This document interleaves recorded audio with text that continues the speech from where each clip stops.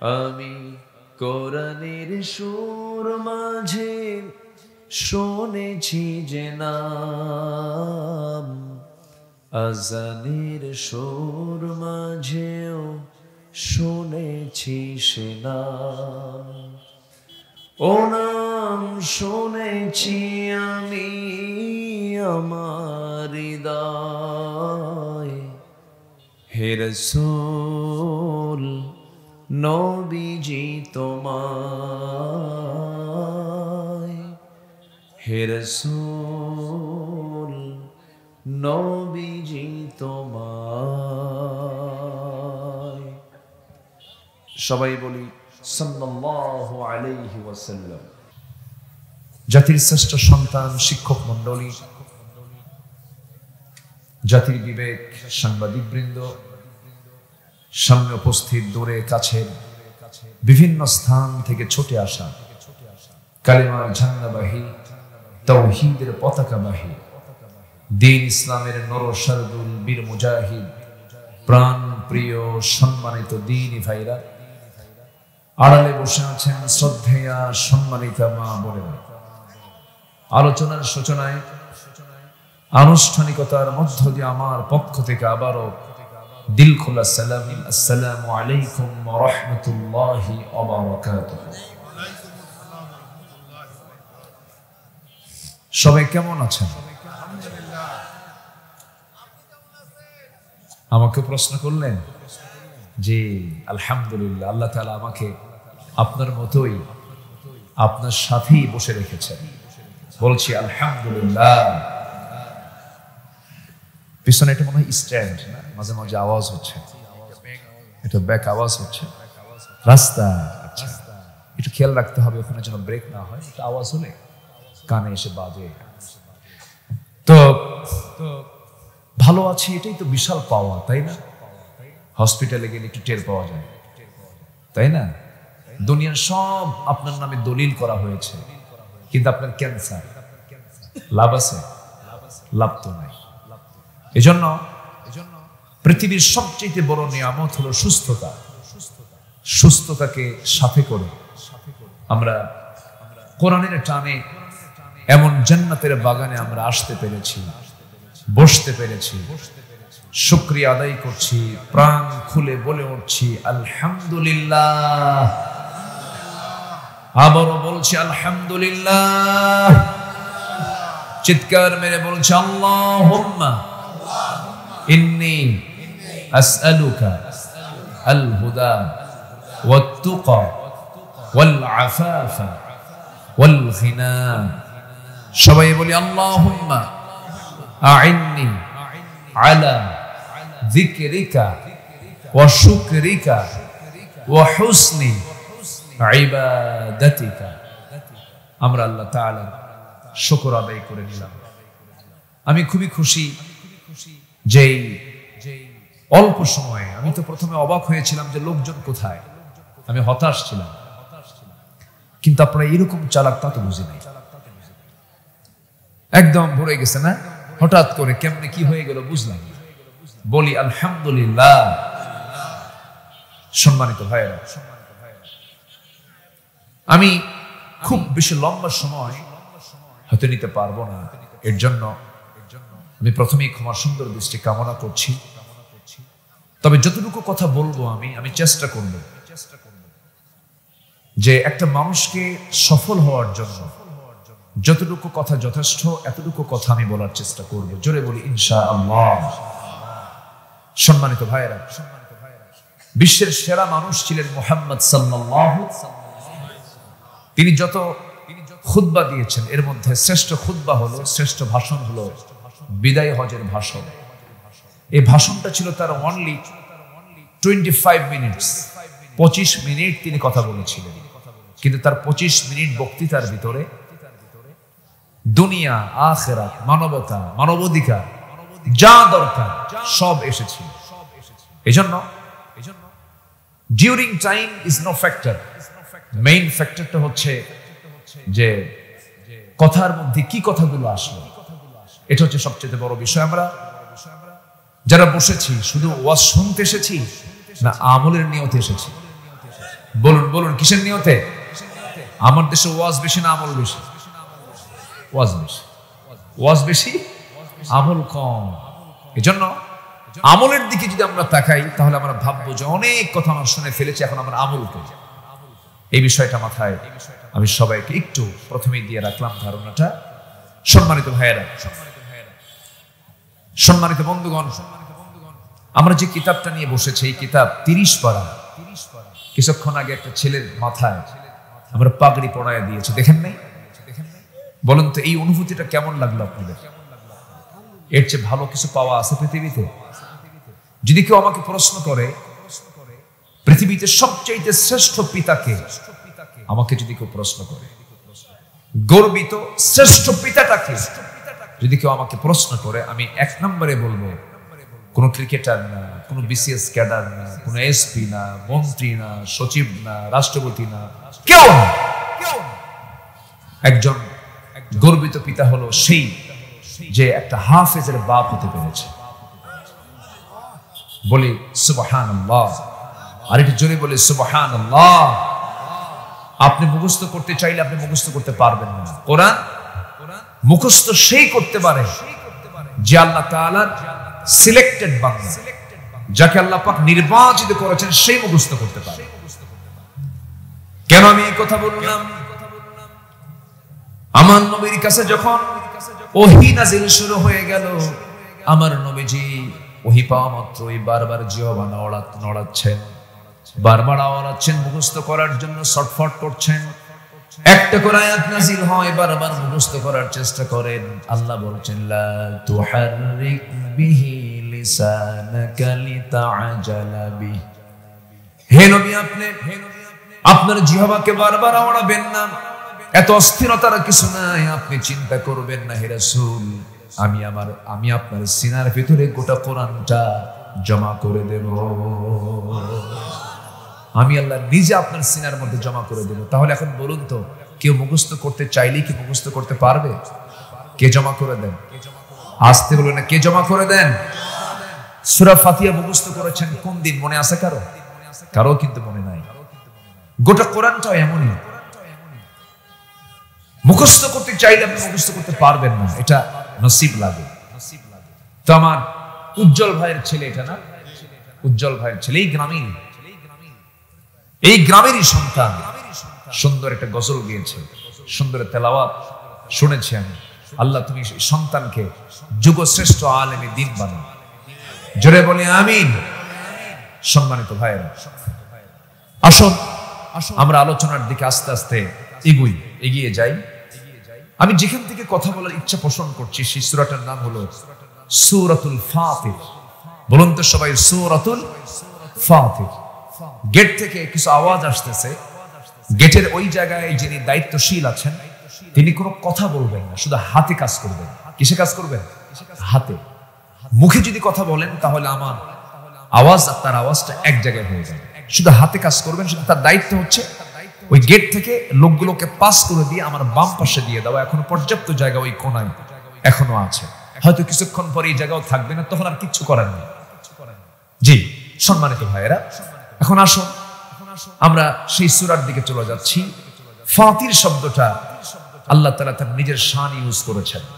এই সূরার শুরুতে 1 নম্বর আয়াত থেকে এই সূরার নামকরণ করা হয়েছে। আল্লাহ রাব্বুল আলামিন বলেন, আলহামদুলিল্লাহি ফাতিরিস সামাওয়াতি ওয়াল আরদি জাইলিল মালাইকাতি রুসুলান উলি আজনিহাতিন মাসনা ওয়া থুলাসা ওয়া রুবা' ইয়াজিদু ফিল খালকি মা ইয়াশা ইন্নাল্লাহা আলা কুল্লি শাইইন কাদির। জোরে বলুন আল্লাহু আকবার। আমার বন্ধুগণ, ফাতিরতে কেউ নাই, ফাতির হচ্ছেন আমার আল্লাহ। আকাশ বানিয়েছেন কে? আসতে বলবেন না, আকাশ বানিয়েছেন কে? জমিন বানিয়েছেন কে? এই জমিন এবং আকাশের একচ্ছত্র মালিক কে? একজন না দুজন? বলেন একজন না দুজন? দুজন হলে কি হতো? লাফাসাদাতা, লাফাসাদাতা, ফাসাদ সৃষ্টি হতো। একজন বলতো সূর্য পশ্চিম, আরেকজন বলতো পূর্বে, লেগে যেত মারামারি। তাহলে ইলাহ আমার কয়জন? আসতে বলুন, কয়জন? তিনি কোথায়? বলুন, ডানে বামে নিচে না উপরে? কত উপরে? সাব্বিহিসমা রাব্বিকাল আ'লা, সবার উপরে, সবার উপরে। ইসমে তাফজিলের সিগা, যারা আলেম উলামা আছেন, ইসমে তাফজিলের সিগা। আমরা যখন কথা বলি, শুধু দর্শককে সামনে রেখে আর কথা বলার সুযোগ এখন প্রযুক্তির দুনিয়ায় নাই। আমার এই কথাগুলো এই মুহূর্তে এই ক্যামেরা, অনলাইন পেজের মধ্য দিয়ে কোটি কোটি মানুষের কাছে হয়তো দুই একদিনের মধ্যে এই আলোচনাগুলো চলে যাবে। এজন্য আপনার উচিত এই কথাগুলো যেন সুন্দর করে আমি বলতে পারি। আপনার সহযোগিতা কি? আপনার চুপ থাকা আর আমার বলা। আর সাহায্য কার? আল্লাহ। আর সাথে আরেকটা কথা বলে রাখি, এদেশের মসজিদ মাদ্রাসাগুলো আমার আপনার লাউ বেচা আর কুদ বেচার টাকা দিয়ে কিন্তু চলে, তাই না? তা আমি যখন মাদ্রাসায় ছিলাম কিছুক্ষণ বসা, তখন দেখি একটু করুন, মানে খুব কষ্ট করে এই মাদ্রাসাটা পরিচালিত হচ্ছে। এই যে বুলু চাচা আছেন, এনারা চালাচ্ছেন। তো আমরা প্রথমেই দোয়া করব প্রতিষ্ঠানটার জন্য, আল্লাহ যেন এই প্রতিষ্ঠানকে আল্লাহ পাক কবুল করে নেন। সবাই দোয়া করবেন না? এক নাম্বার। নাম্বার 2 হলো নিজের সন্তানকে দেবেন। নাম্বার 3 হলো কিছু যদি পারেন এই কোরআন শিক্ষার জন্য, দ্বীন শিক্ষার জন্য কিছু দিবেন। আজকেও দিয়ে যাবেন ইনশাআল্লাহ। ইনশাআল্লাহ কিন্তু আসতে হয়ে গেল, এটা জোরে বলি ইনশাআল্লাহ। আসুন আমরা এখন মূল আলোচনার দিকে যাই। তাহলে আল্লাহ তাআলা আছেন কোথায়? বলুন, বলুন সবার উপরে, বলুন সবার উপরে, যার উপরে কেউ নাই। তাহলে বলুন তো, সবার উপরে যিনি, সেই আল্লাহর আইন যদি কেউ না মানে, তাহলে তার নিচে থেকে সেই লোকটা যদি এরকম চিন্তা করে সেই সবার উপরে যিনি, তার আইন মানে না, বলুন তো লোকটা কি ভালো না বেকুব? বেকুব কিনা বলেন? এরকম বেকুব তো আমার দেশে নাই মনে হয়। আসতে বলবেন না, আছে না নাই? এখন আমরা একটু দেখি আল্লাহ কত দূরে আছে, একটু আমাদের মেধাটা একটু খাটাই। আমরা বসে আছি এখন 8 গ্রামে, দুপচাচিয়া 8 গ্রাম। আর কি ইউনিয়ন এটা? চামরুল ইউনিয়নে বসে আছি আমরা। এখান থেকে ঠিক দিনের বেলা আমরা সূর্য পূর্ব দিকে উদয় হতে দেখি, রাতের বেলা চাঁদটা দেখি। চাঁদে মানুষ গেছে, চাঁদে মানুষ গেছে 70 দশকের দিকে। চাঁদ থেকে ফিরে সবগুলো কালেমা পড়ে মুসলমান হয়ে গেছে। আচ্ছা, এখন আমরা যেখানে আছি এখান থেকে সূর্যটা অনেক দূরে, এই জন্য প্লেটের মতো দেখা যায়। সূর্য পৃথিবী থেকে 13 লক্ষ গুণ বড়। কেউ তো সুবহানাল্লাহ বলবেন? শুধু বড় না, অনেক বড়, অনেক বড়। আবার ওই সূর্য থেকে আকাশের কিছু মিটি মিটি মিটি মিটি করে জ্বলা তারকাগুলো, যদিও দেখতে ছোট, জোনাকির মতো, কিন্তু জোনাকির মতো ছোট নয়। এটা এত বড়। বেটেল জুইস একটা তারকা আছে, যে তারকা এই সূর্যের চাইতে একটা তারকা 33 কোটি গুণ বড়। কত কোটি গুণ বলেন? কয়টা তারকা? একটা। তা কার চাইতে? আর পৃথিবী কত বড়? আবার সূর্য পৃথিবী থেকে কত বড়? 13 লক্ষ গুণ বড়। তো চিন্তা করুন, আমি মিটি মিটি করে জ্বলা একটা জোনাকির মতো তারকা আমি চোখে দেখতে পাচ্ছি এত ছোট, পৃথিবীর চাইতে 33 কোটি গুণ বড় একটা। এইরকম করে এই বিশাল মহাশূন্যের মাঝে একটা দুইটা তারকা নয়, কোটি কোটি গ্যালাক্সি আছে। এক একটা গ্যালাক্সির মধ্যে 500 বিলিয়ন করে তারকা আছে। এই সমস্ত তারকাগুলো দিয়ে মহাশূন্য সাজিয়ে রেখেছেন তিনি আমার কে। তাহলে কি আল্লাহর জায়গা আছে? আসতে কয় আল্লাহর জায়গা আছে। নাস্তিকরা কয় আল্লাহ মিনিমাম জান্নাত দেবে 10টা পৃথিবীর মতো একটা জান্নাত। জায়গা কই? দেখো আকাশের দিকে ছায়া দেখো, কত জায়গা পড়ে আছে। যেরকম সুবহানাল্লাহ। আল্লাহ।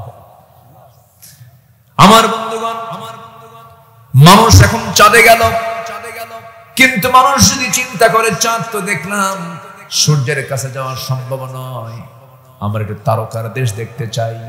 পৃথিবীর সবচেয়ে নিকটবর্তী তারকা একটা হলো প্রক্সিমা সেন্ট্রাই। প্রক্সিমা সেন্ট্রাই নামক একটা তারকা আছে। ওই তারকার দেশে যদি কেউ বেড়াতে যেতে চায়, চাঁদের দেশের মতো, দুনিয়ার কোনো যানবাহন চলবে না, চেষ্টা করা যেতে পারে নভোযান দিয়া। একটা নভোযান দুনিয়াতে মানুষ আবিষ্কার করেছে, যার ঘন্টার গতি হলো অ্যাপোলো 11, যার ঘন্টার গতি হলো 39,000 কিলোমিটার। 39,000 কিলোমিটার বেগে যদি রওনা দেয় দুনিয়া থেকে সেই তারকার উদ্দেশ্যে, তার যেতে সময় লাগবে 1,15,000 বছর মাত্র। যাবেন কারা কারা? হাত তোলেন, বলেন বলেন তো আমরা কি আসিয়া? বলেন আমরা কি আসিয়া? অহংকার আছে কিছু, অহংকার আছে কিছু। হায় হায় হায়, চেয়ার পাইলে পড়ে পাগলা হয়ে যায়, ক্ষমতার ছাড়াছাড়ি নাই, সুপারগুলো আটা দিয়ে বসে, ঠিক কি না? 16টা বছর ভালো করে আরাম মতো মাহফিল করতে দেয়নি। কথা আমার বলতে হবে, শুনতে না চাইলেও বলবো, কারণ ওয়াজ করতে পারিনি তো।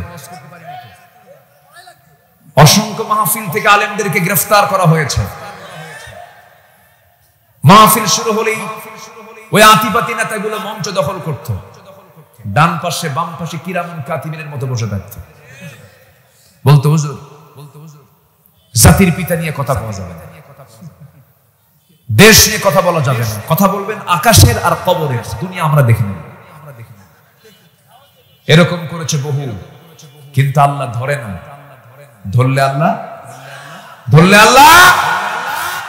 ওরা চেয়েছিল যে আলেমদেরকে বেইজ্জত করতে, চাইছিল না?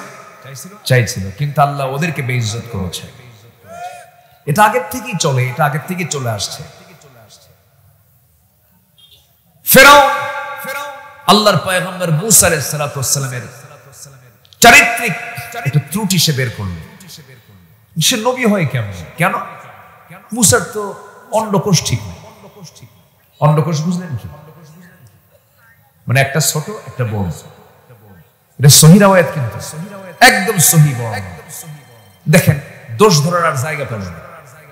ফেরাউন দেখেও নাই, অনুমান করে আন্দাজে বলে ফেললো সে নবী কেমনে, তার তো শরীরে ঠিক নাই, তার অন্ডকোষ একটা ছোট একটা বড়।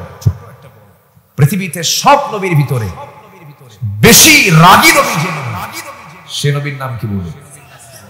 খুব রাগ ছিল, এত রাগ ছিল তিনি যখন রেগে যেতেন তার চুলগুলো খাড়া হয়ে টুপি ভেদ করে বের হয়ে যেত, এত রাগ ছিল। এবং মালাকুল মউত পর্যন্ত থাপ্পড় খেয়েছে। কিছু হলেই ওনার হাতটা আগে চলতো, বেয়াদবি সহ্য করতে পারতেন না। মালাকুল মউত এসে বলে, মুসা জান কবজ করার জন্য আসছে, তাই বসো। কাছে নিয়ে মারছে থাপ্পড়, এক থাপ্পড় খায় আল্লাহর কাছে যায়, বলে আল্লাহ তুমি কার কাছে পাঠাইছো? উল্টা জান তো কবজ আমারই শুরু হয়ে গেছে। তো উনি এরকম প্রকৃতির মানুষ ছিল, আল্লাহর সঙ্গে ডাইরেক্ট কথা বলতেন, মজা করে কথা বলতেন, অডিও কলে কথা বলতেন। ওয়াকাল্লামাল্লাহু মূসা তাকলিমা। একদিন বলে ফেলেন, আল্লাহ অডিও কলে তো কথা বললাম বহুদিন, একটু ভিডিও কল মারবো। কি কল মারবো? ভিডিও। আল্লাহ বললেন, না, আমার কাছে ভিডিও কল হবে না, তুমি আমারে দেখতে পারবে না। লান তারানি, আমাকে দেখতে পাবে না, আমাকে দেখতে পাবে সকল বান্দা জান্নাতের মধ্যে। জোরে বলে সুবহানাল্লাহ। সবাইকে দেখতে চান আল্লাহকে? সবাইকে দেখতে চান? জোরে বলি ইনশাআল্লাহ। কোথায় দেখবো আমরা? জান্নাত। একটু কান লাগা, একটু কানটা খরগোশের মতো একটু খাড়া করেন, একটু সজাগ হয়ে একটু মনোযোগ দিয়ে কথাগুলো শুনবে। সম্মানিত ভাইরা, মূসা আলাইহিস সালাম ওনার কানে তথ্য আসা মাত্রই গেলেন ক্ষেপে, বলেন আল্লাহ আমার তো এই জাতীয় সমস্যা নাই, আমার তো অন্ডকোষ ঠিকই আছে, দুটোই তো সমান। কিন্তু এই অসমান ফেরাউন গোটা দেশে জারি করে দিয়ে আমার নবুয়তের যে একটা শান মান নষ্ট করার চেষ্টা করছে, আমার শারীরিক ত্রুটি প্রমাণ করার চেষ্টা করছে। তুমি আল্লাহ কি ব্যবস্থা করবা কর। আল্লাহ বললেন, সমস্যা নেই মূসা, একদম তোমার সবকিছু দেখায় দেবো ফেরাউনকে, যাও। জোরে বলি সুবহানাল্লাহ। শুনবেন? আগ্রহ আছে আপনাদের? আগ্রহ আছে? আমি কোনো কথা আটকিয়ে রাখি না, আমার আবার অভ্যাস, আমি সঙ্গে সঙ্গে বলে ফেলি। অনেকে আবার আটকায় রাখে, ওটা আটকায় ওটা আটকায়, এগুলো অভ্যাস আমার নাই, আমি বলে ফেলে দিই। মুসা আলাইহিস সালাতু ওয়াস সালাম তিনি একদিন গোসল করার জন্য পানিতে নেমেছেন। পানিতে নেমে গোসল করবেন, বিকল্প কোনো লুঙ্গি ছিল না, একটা লুঙ্গি ছিল, সেই লুঙ্গি আবার পরতে হবে। লুঙ্গিটা করলেন কি, উঁচু একটা পাথরে রেখে দিলেন, গোসলে নামলেন। গোসলটা শেষ করে তিনি আবার লুঙ্গিটা হাত দিবেন, ইতিমধ্যে আল্লাহ রাব্বুল আলামিন পাথরকে জিন্দা করে বললেন, পাথর লুঙ্গি নিয়ে দৌড় মার, লুঙ্গি নিয়ে দৌড় মার। আল্লাহু আকবার। আল্লাহ যে বলে দিয়েছেন যে মুসা চিন্তা করো না, একদম খুলে মুলেই দেখে দেবো তোমার, যাও। চলে গেছে পাথর। পাথরের কি জীবন আছে? কিন্তু জীবন কে দিলেন? আমি ছিলাম কি বলেন, কি ছিলাম? খালাকাল ইনসানা মিন সালসালিন কাল ফাখার। আমি শুষ্ক মাটি ছিলাম, কাদা মাটি ছিলাম, সেই মাটি থেকে আমাকে বানিয়েছেন কে? আল্লাহ তাআলা। সেই পাথরটা তাজা হয়ে জিন্দা হয়ে আল্লাহর অর্ডার নিয়ে দৌড়ায়। মুসা আলাইহিস সালাতু ওয়াস সালাম লুঙ্গি পাবার আশায় তিনিও দৌড়ান, কিন্তু তার জেহেন থেকে তিনি যে উলঙ্গ আল্লাহ পাক ভুলাইয়া দিয়েছেন। তিনি ভুলে গেছেন আমি উলঙ্গ। লুঙ্গি নেবার জন্য তিনি ছটফট করছেন আর দৌড়াচ্ছেন। পাথরও দৌড়ায়, নবীও দৌড়ান। দৌড়াতে দৌড়াতে দৌড়াতে দৌড়াতে এক পর্যায়ে গিয়া সেই পাথরটা লুঙ্গি নিয়ে ফেরাউনের রাজ দরবারের সামনে, যেখানে ফেরাউন মন্ত্রী পরিষদ ক্যাবিনেটদেরকে নিয়ে বসে মিটিং করছে, ঠিক সেই জায়গায় গিয়ে থেমে গেছে। মুসা ওই জায়গা পর্যন্ত চলে গেছেন। ফেরাউন নিচের দিকে তাকায় দেখে না, সবই ঠিকঠাক আছে। আল্লাহু আকবার বলবেন না? ওরা চেয়েছিল আলেমদেরকে বেইজ্জত করতে, কিন্তু আল্লাহ আলেমদের সম্মান ঠিকই রেখেছেন। আল্লাহ ওদেরকে উলঙ্গ করে দেশ ছাড়া করে দিয়েছেন, ঠিক কিনা? দেশ ছাড়া করে দিয়েছে। নাই 16 বছর একটা প্রতিবন্ধী নেতা ছিল, প্রতিবন্ধী নেতা। মাইক পাইলেই বলতো খেলা হবে। এটা প্রতিবন্ধী, এটার নাম কি? প্রতিবন্ধী নেতা। এই কিছু হলে এই কথা বলতো, একটা আপত্তিকর কথা। এটা ওয়েটফুল লোকের মুখ থেকে ওয়েটলেস কথাকে মানায়? মানায় না। এগুলো বলতো প্রায় প্রায়, কিন্তু কই খেলবেন কেমনে? উনি তো নাই, উনি তো ফেরেশতা হয়ে গেছে। ফেরেশতাও দেখা যায় না, এদেরও দেখা যায় না। সম্মানিত ভাইয়েরা, তাহলে সম্মান দেওয়ার মালিক কে? আসতে বলবে না, সম্মান দেওয়ার মালিক কে? সম্মান চাইবো আমরা কার কাছে? আসতে বলবেন না, কার কাছে? আল্লাহর কাছে। আমরা তো বাঁচার জন্য আসিনি ভাই, পৃথিবীতে আসছি আমরা কিসের জন্য? মরার জন্য। বাঁচা তো জীবন নিয়ে তো আসছি, এখন কি করব? মরবো। এখন কি করবো বলেন? মরবো। এই যে উনি মরে যাবেন, উনি মরে যাবেন, আমিও মরে যাব, উনিও মরে যাবেন, উনিও মরে যাবেন। কেউ কি থাকবে না? সব তো চলেই যাবো। আমার এক বন্ধু ছিল এই দুপচাচিয়াতে, সে আর্মিতে চাকরি করত, নাম জিয়াউর রহমান। খুব কাছের বুজম বন্ধু ছিল। আমি সময় পেলাম না হলে যেতাম বাড়িতে, আমি যেতাম। খুব কাছের। সে কোরআন তেলাওয়াতে আযান কম্পিটিশনে গোটা দেশের মধ্যে ফার্স্ট হয়েছে। হ্যাঁ, সে আর্মিতে চাকরি করলো, অনেক মাঝে মাঝে কথাবার্তা হতো। হঠাৎ করে আমি বহুদিন যাবত কথা হয় না, ফোন দিলাম।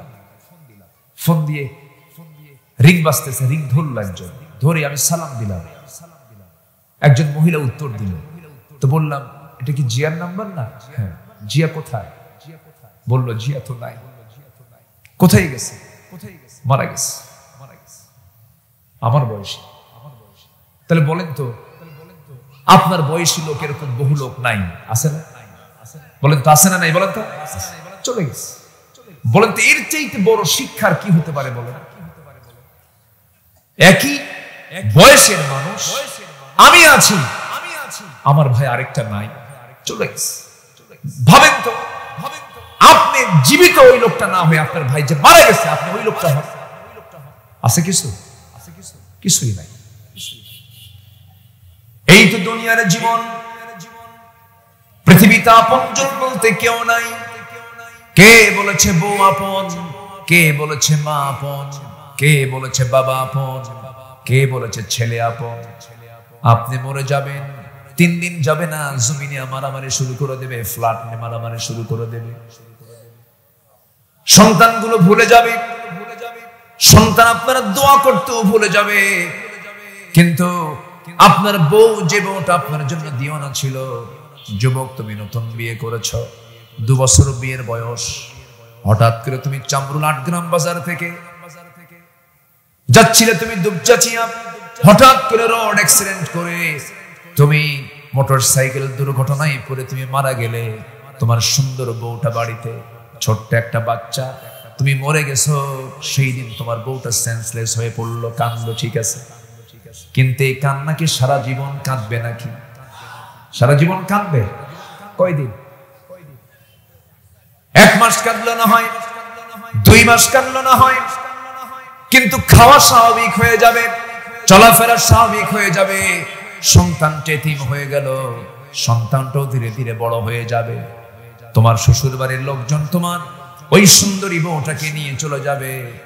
6 মাস 7 মাস পর তারা পরামর্শ করে তোমার সেই বউটাকে আরেক জায়গায় বিয়ে দেবে, অন্যের সংসারে চলে যাবি, স্বামী পাবি নতুন। পরের দিন তোমার ওই প্রাণপ্রিয়া বউটা ফোন দিয়ে বলবে তার আব্বা আম্মাকে, আব্বা আম্মা, আমার ব্যাপারে তোমরা যে সিদ্ধান্ত নিয়েছো বিয়ে দেওয়ার, তোমাদের সিদ্ধান্ত খুব ভালো ছিল, ইতিবাচক ছিল, কারণ আমার আগের স্বামীর চাইতে এই স্বামীটা আরো ভালো। এটাই হলো দুনিয়ার নিয়ম।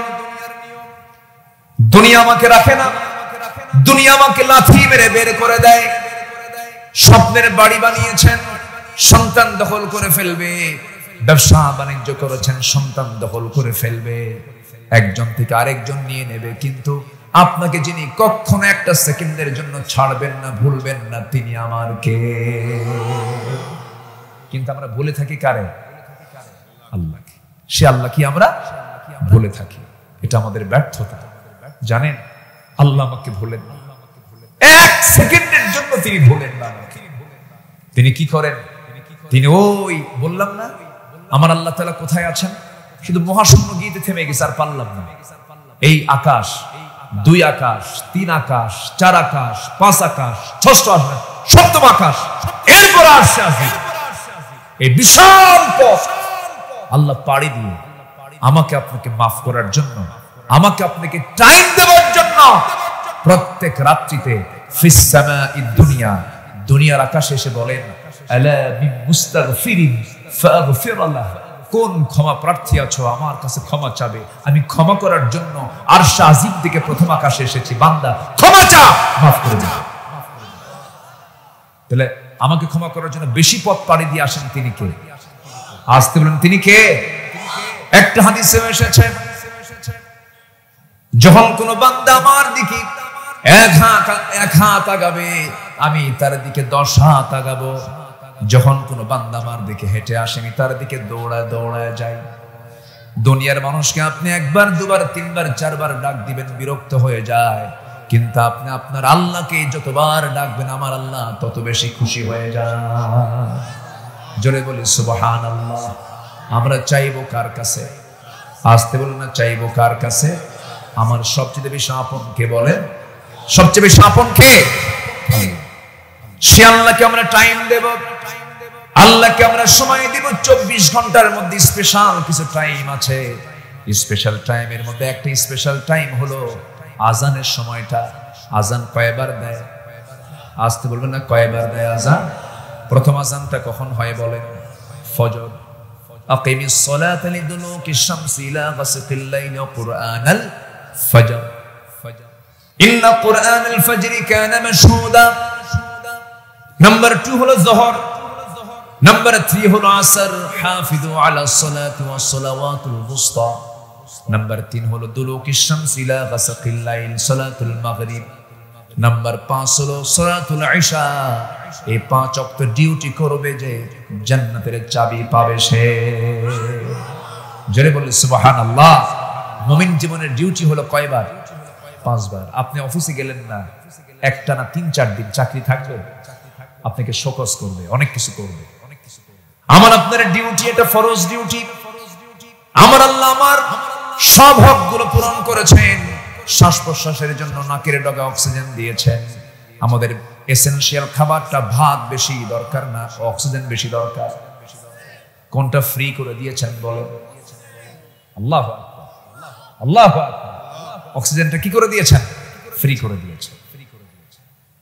কে বলেছে আল্লাহ খাওয়ায় না? যে বলে আল্লাহ মানে খাওয়ায় না, আল্লাহ মানে কেমনে খাওয়ায়, আল্লাহ মানে কেমনে সরাসরি খাওয়ায় দেয়, প্রশ্ন যারা করবে সোজা তাদের নাক মুখ চেপে ধরে বলবেন, দেখ চুপ থাক কিছুক্ষণ, অক্সিজেন ছাড়া দেখ কে খাওয়ায়। সুবহানাল্লাহ বলবেন না? কে খাওয়ান? আল্লাহ খাওয়ান। সব জরুরি জিনিসগুলো সব আল্লাহ পাক ফ্রি করে দিয়েছেন, ফ্রি করে দিয়েছেন। আল্লাহু আকবার।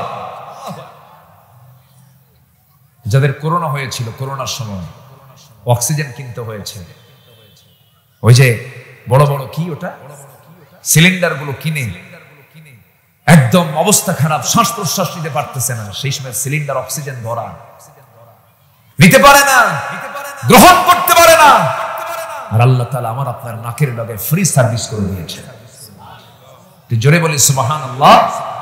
আমাকে খাওয়ান কে? কে খাওয়ান? যুবক, আল্লাহর সাথে মহব্বত করো।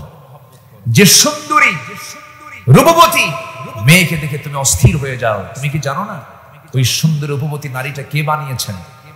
সে আল্লাহ আবার অফার দিচ্ছেন, তুমি কি জানো এই সুন্দরী নারীর চেয়েও সুন্দরী রূপবতী কিছু গুণ অর্জনকারিণী কিছু নারী আমি তোমার জন্য জান্নাতে রেখে দিয়েছি। জোরে বলি সুবহানাল্লাহ। এই অফার কে দিয়েছেন? আল্লাহ দিয়েছেন। দুনিয়ার এই সুন্দরী নারী নাও, কিন্তু ইজাব কবুল করো। কি করো? ইজাব কবুল কইরা কবিলতু, কবুল করলাম এই কয়া তুমি গ্রহণ করো, কিন্তু আকাম কুকাম কইরো না। ওই যে বটতলা গাছতলা, তারপরে সিফা সুপায় বসে, তারপর ইদানিং কিছু রিসোর্ট বের হয়েছে, বিভিন্ন ছোট্ট ছোট্ট রুম বানায়, জোড়ায় জোড়ায় বসে বাকবাকুম বাকবাকুম, এগুলো আছে না নাই? বলেন তো আছে না নাই? আচ্ছা, এগুলো করতে যাও, এগুলো লস প্রজেক্ট। ফুসকা খাওয়া লস, চুরি ফিতা কেনা লস, বিয়ের আগে যা করবা সব লস প্রজেক্ট।